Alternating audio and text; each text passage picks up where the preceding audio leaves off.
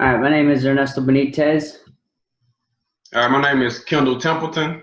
and this is our initial Unit 1 video analysis of the ISTE standards in the Horizon reports. You want to present the questions? Yeah, so first question I want to talk about is basically why were the Horizon reports developed? Okay, my input on the Horizon reports, looking over it, my next reading is on the Nordic schools. It was a bit confusing to begin with, but once I ended up, going to nmc.org publications, there's actually a YouTube video that goes over the Horizon reports and their purpose. What it seems to me is that the Horizon reports are kind of a network of, or a community all around the world that help implement technology or something of that nature.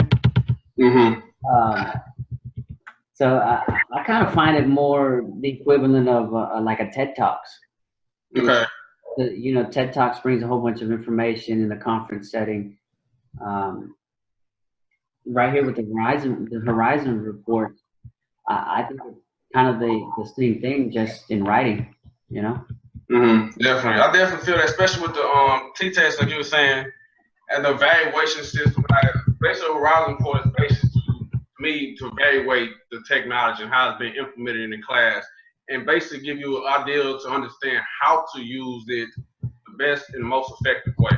Right, and piggybacking on that, if you look at the introduction of the Horizon reports, it breaks it down into short-term, mid-term, and long-term. Right, exactly. So I think those, if you're trying to incorporate yourself with what's going on here, those are kind of the milestones that you want to kind of follow, right?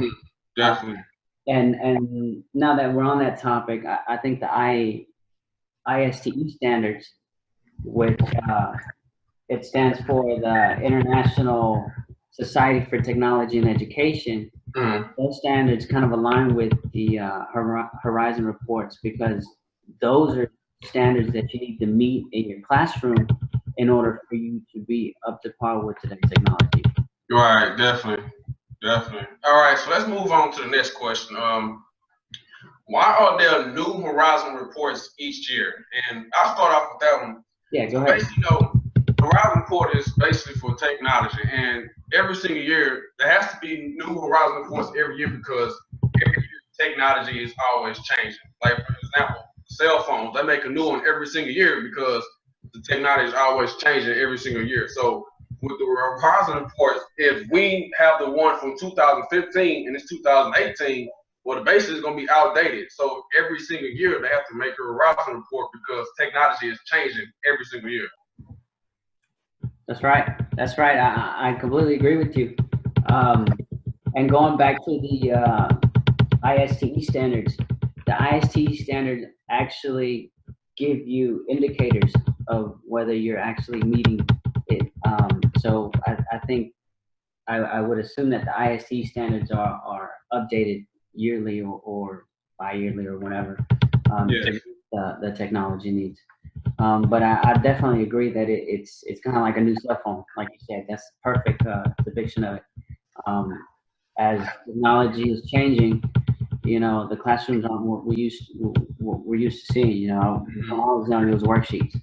Now it's more of a blended, project-based learning, you do it yourself type thing. Right, definitely.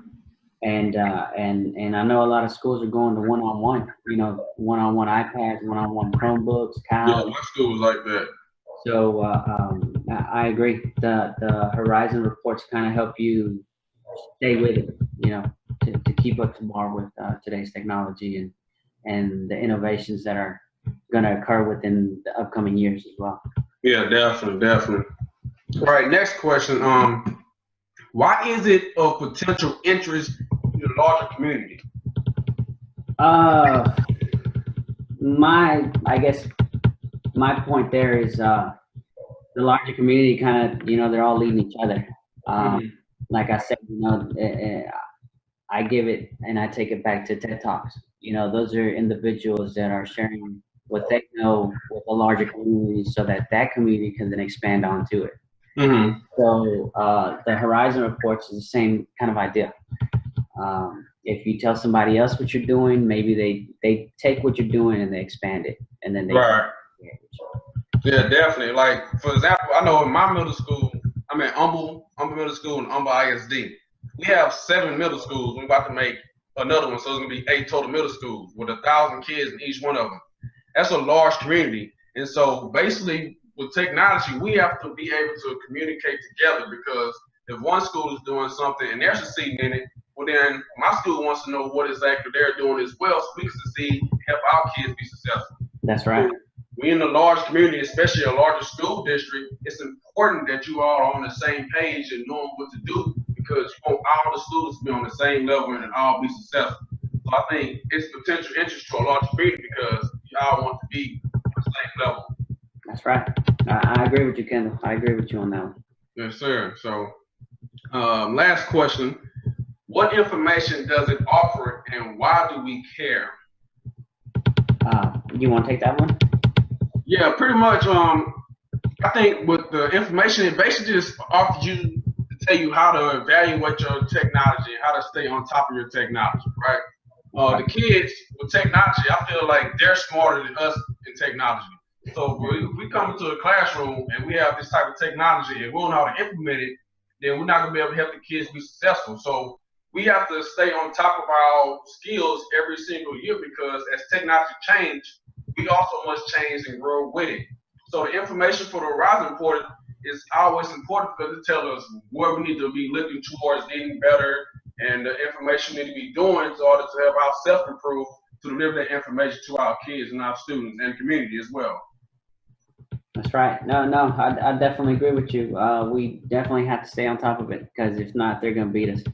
If we don't know how to incorporate it in the classroom, or we don't know what they're doing, then we're kind of clueless, you know. And as the educator, as a teacher, you're supposed to be showing them, you know. You're also going to learn from them, of course, but yeah, I mean, how are you going to show them something you don't know? Exactly, right. You got to know what you're teaching before you go out there and try to teach it. That's right. That's right. I think that kind of concludes our analysis of the ISTE standards and the Horizon reports. Yeah. If you have anything else to add, you can feel free to add to it. But I think that's a pretty good overview. Yeah, pretty much. I think we all hit all the nail points on it. You know. Yeah. I guess we're cutting out here, and we'll see you on our Unit 2 analysis. Unit 2. Yes.